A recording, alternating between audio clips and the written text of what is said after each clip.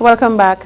The University of the West Indies Open Campus and Vincentian Association of Artists, Writers and Producers in collaboration with the National Public Library will host the 4th Annual Literary Fair from Thursday, October 13th to Saturday, 15th, 2016 under the theme Vinci Read and Write.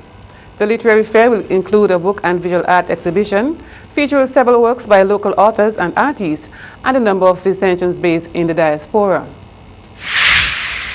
Prime Minister Dr. Ralph Gonsalves has made it clear that he is preparing to leave office and is not looking to have someone from the ULP take over as party leader, and that his decision to leave or not leave will not be dependent on NDP President Anim Yusuf staying on. Dr. Gonsalves said he is not one who loves power, and Yusuf staying on or not staying on is not a consideration of his stepping down as ULP leader. Before the conclusions of the 2015 elections, Dr. Gonsalves publicly stated that it was the last one in which he will be leading the ULP, but some are of the view that he may take a chance of seeking to win a 5th consecutive term in office. Prime Minister Dr. Ralph Gonsalves has reiterated the fact that all beaches in St. Vincent and the Grenadines are public.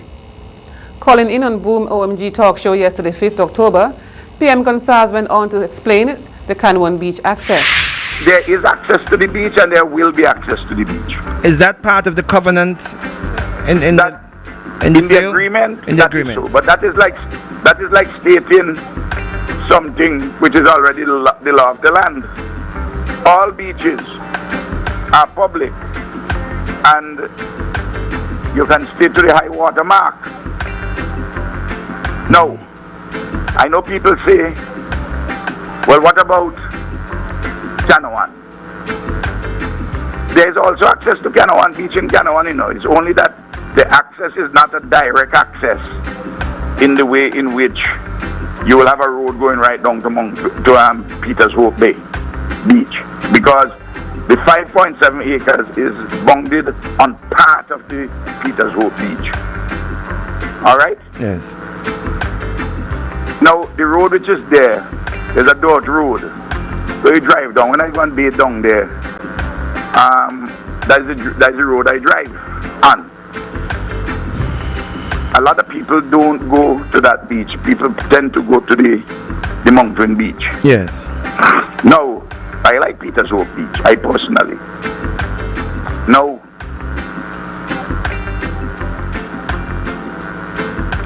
In Canawan, there's access, but what happens with that access in Canawan? Because the development in Canawan is more in the form of a gated community.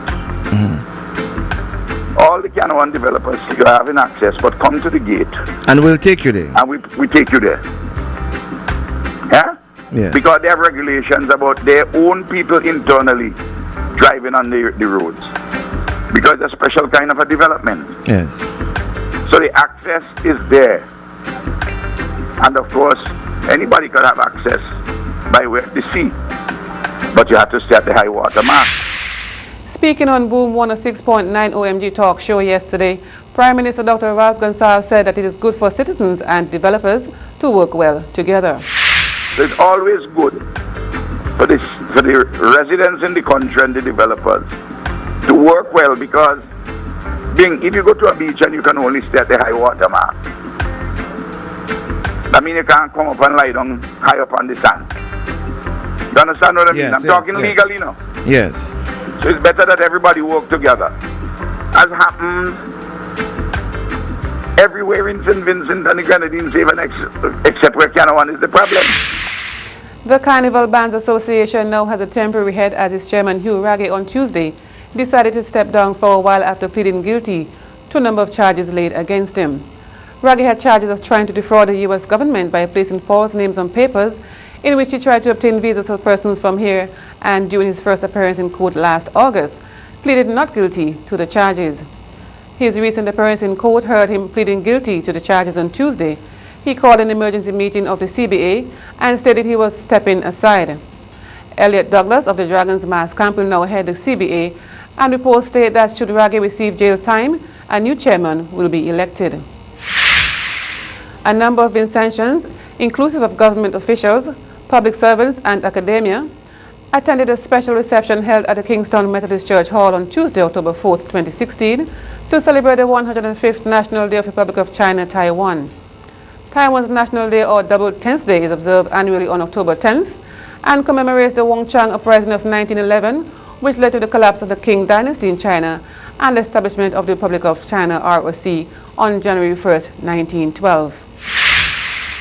In his address, Taiwan's ambassador to St. Vincent and the Grenadines, His Excellency Bo Shengger, said this year marks a crucial time in Taiwan's democratization and reform efforts. In commenting on Taiwan and St. Vincent and the Grenadines' relation, Ambassador Ger said his country is very grateful for all that St. Vincent and the Grenadines has done for Taiwan and the international arena, and outlined the various cooperative projects undertaken over the past 35 years in the areas of infrastructure, agriculture, and education. Stay with us, more local news after the break.